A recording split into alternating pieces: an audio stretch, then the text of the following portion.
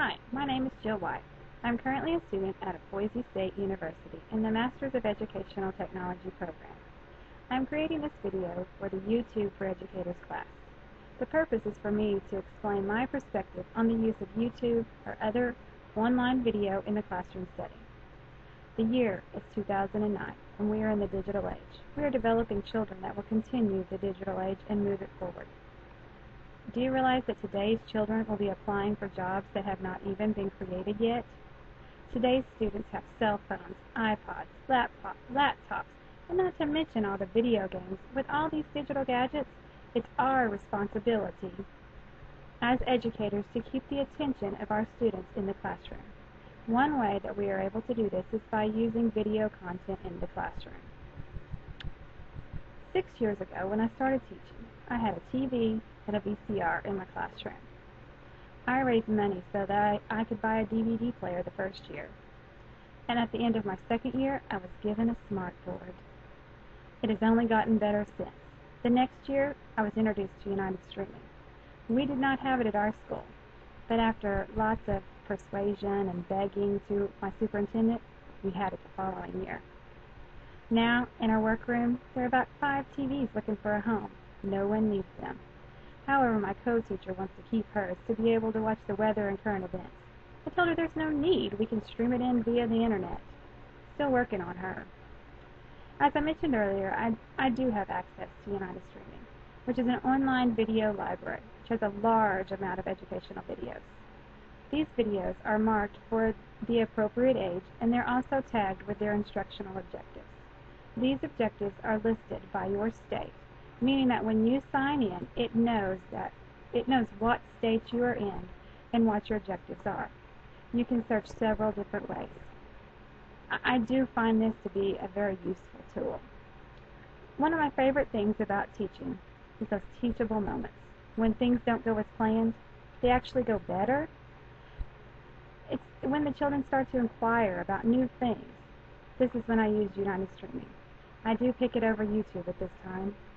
I know that I don't have to preview the videos in United Streaming as I do in YouTube. The problem is I begin to run into the fact that everyone is using it. The more teachers that begin to use this vast variety of resources, the slower the internet connection gets. Been there, done that, right? The more bandwidth we take up. At this time, we luckily don't have any restrictions on internet download use. And YouTube is thankfully currently not blocked at our school. I hope it stays that way. I did not use it much at first, but the last year I have really increased my usage. I use it more for planned events.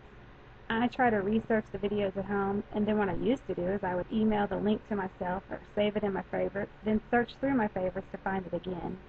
Now that I have my own YouTube channel and playlist, I've already changed my ways. I'm currently teaching summer school, and I used a playlist last week. The other thing that online videos can do for you in the classroom is it can take you to places you've never been before. Earlier this year, we studied the Statue of Liberty. Only one of my students had been there. I found an online video, which was a virtual trip. And then I also found a YouTube video of a family's trip there. This helped make the connection that most of my students were lacking. If you can make that connection, they will remember it. As I said earlier, I am using YouTube in my summer school classroom. I've asked my students to prepare a commercial for a book report that they have to do. We talked about how a commercial tries to persuade you to do something, so that is exactly what they are to do. Persuade the others to read their book. I will then video the commercials and post them on YouTube for them and their parents to watch. Check my channel for our book reports. Don't expect anything big. This will be the first time they've done anything like this. Well, to sum things up, the use of YouTube or any other online video in the classroom is a must. Remember, we are teaching the children of the digital age. That's the end, and I'd like to thank you. I hope you enjoyed my first vlog. I know I enjoy creating it.